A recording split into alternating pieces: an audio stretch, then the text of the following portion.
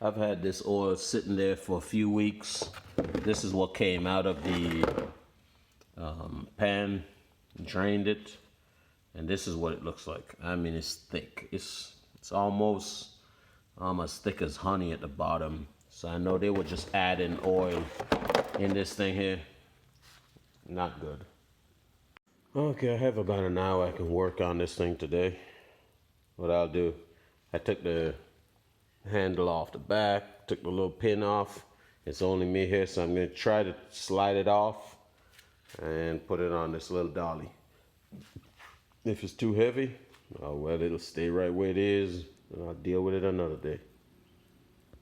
All right, I got it down. It's sitting on this little dolly.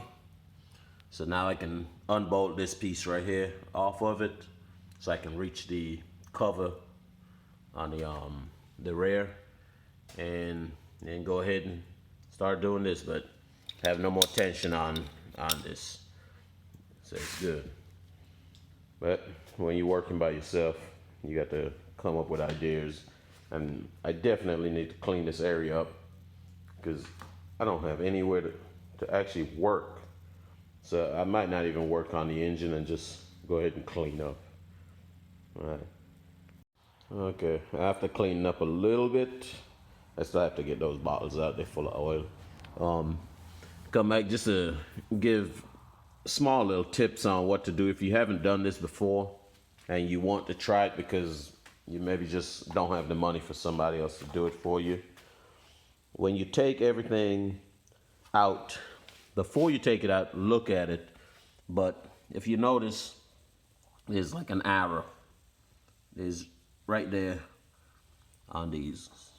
All of them will have an arrow and should be facing to the front of the engine or to the section where your timing belt is on most cars. There's some that the timing belt is actually on the other side. But 99% of the cars, the timing belt is up on this side here. The section where your fan and everything else would be. And then the other thing, see there's a number 1. Well, it looks like a 7. Let me go on this side. I don't want to block the light. That's a 1. That's a 2. That one is a 3. I'm somewhat blocking the light. Let me clean it up a little bit. A 3. And this one is a 4. And that is the pistons, always one from the same place up in front where your fan belt and everything runs. So these have to go back in the same place with the arrow pointing forward. And they're going to always have numbers for you. On the pistons, I've seen a dot or an arrow. So on the piston, if it has an arrow, still faces towards the front. If it's a dot, still face towards the front. So I'll go ahead and just take off a little bit the cover. This is the rear main seal right in here, and that was leaking real bad if you remember when we took it out. If you didn't see that video, you can go back, but it was leaking real bad around the seal, so that seal has to be changed out. But you just take out just these little bolts right here, and then this comes out. If you still had on the pan, you have some bolts going down. So don't try to force it out or else you'll break it. They're real brittle. Most of the time they'll break. They're almost like glass. And then on the front section, you have all these bolts go all the way around. And you have to take off this gear. This gear can be pulled out once this nut is off. This comes off, and that gives you the clearance of this cover right here. Can be pulled out. This one here is the water pump. It has a water pump built in on this one here. This is what most cars use today. I'm surprised this vehicle here, 90, I think it's a 91. actually has this. That was advanced for this one. But I'll go ahead and take stuff off. If you have an impact wrench, it'd be a good time to take it off. I try not to put them on with the impact because you want to torque it. And even if the torque says, let's say 20, I don't just ramp it up to 20. I might go 10 and then 20 or 12 and then 20. But I try not to use the impact. So I'll go ahead and start taking this off. All right, I took the bolts out. There was just number 10 millimeter. Went around 6 of them. Got them all out. Now this thing here usually has silicone on it, holding it. Some of them is a paper gasket, but I just have a rubber mallet and just tap it. Don't beat it to death.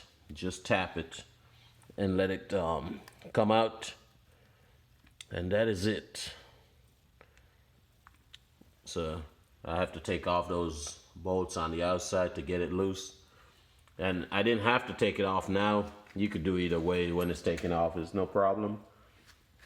But I'll go ahead now take off the big bolts all the way, going down the crank, holding on the rods. All right. All right, I got I think they're 13-inch, the ones that's holding the piston rods. I got them loosened, and I can say the 3 of them held in tight. See right there, there's no gap right there, that little line going across. That one's there. The 2 others is perfect. And this last one, the pistons just fell out. Once I broke it loose, the piston just fell. That big gap right there. It shouldn't do that. The ring should be holding it in place. So that tells me this one had a lot of blow by. The rings isn't holding on it at all. But I got all of them off, so now I can turn this piece and tap these with the same rubber mallet, and they should snap loose. Leave the piston in the down position so that then I can take the back of the hammer or wood and knock it out from this end here. So I'll turn the casing probably on its side and do that. I could do this up on the stand, but where I am, I'm just sitting down and doing this. Doesn't bother me too bad. If you don't have somewhere to be comfortable, then you might want to do it up on the stand. All right, I'll be back. All right, I got these things out. Name running a blank right now. Got 1, 2, 3, and 4 off. The bearing on number 4 really is ate up. That's it. It's not even fitting tight. See that gap? Shouldn't be a gap like that. They all have a little gap, but that one is just falling out. So might need to send this out. I'm not feeling, has a little rough spot to it, so it might have to be sent out anyway, or just tell them, just get me a new crank, complete new crank. I'd prefer a new crank. Technology has advanced a lot. And this, take it out now. And this was loosened up before we even took anything off, and just put back in finger tight so that we can spin the crank with it. So we'll go ahead now, take off the cover up front, then take the crank out. All right, I forgot to mention that. When you take out the bolt right there, that gear, just shake it a little bit, and that's it. It's out. But that's all you do. So go ahead now and take off the cover. And I'm using this impact here to do it. All right, I took this is the oil pump, took it out, had 3 shorter bolts and then 3 longer ones. And I kept them right here. I'm gonna put them back in the hole. Then those bolts came out of the water pump section right there. And after you get it off, just tap it any way you can just to break it loose. It should come out without a fight. But that'll get everything off the front. Everything is off the back already. And then all I'm left with is these big ones here. And the crank is out. Then I'll take the pistons out, and then I have a shell that can actually go wash, send out to the machine shop, whatever he wants to do with it, he can do with it.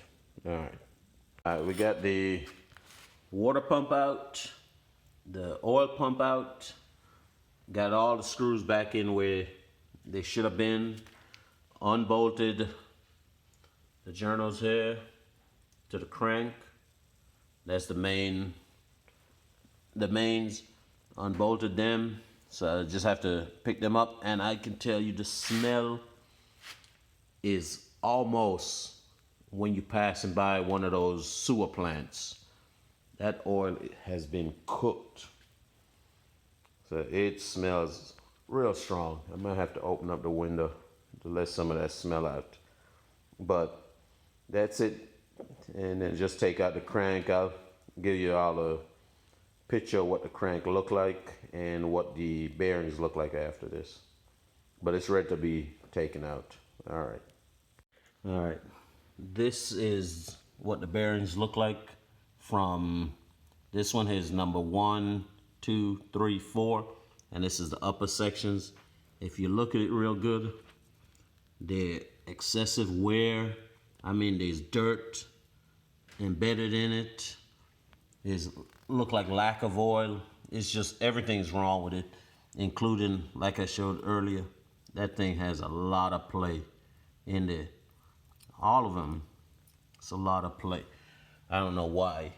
And this is on the journals for the crank itself, the main. And they have, it's not horrible, but I can feel, and that's not even using my fingernails. That's just using my hand. And on this section, it's not horrible, but it's not great. Then on the crank, you got there, and you can feel some of these lines with your fingernails. So this has to go out or have a new one bought. On the pistons themselves, they're all together. They got all the rings that they need to have, the compression, all of them, they're there. But this one here, it just fell out. It's not even tight in there. So I'm not sure. The walls look good, enough to just be honed out and be back in, but I'll have to check it with my gauge, see how much wear is on it. But that'll be it for today. Thanks for watching.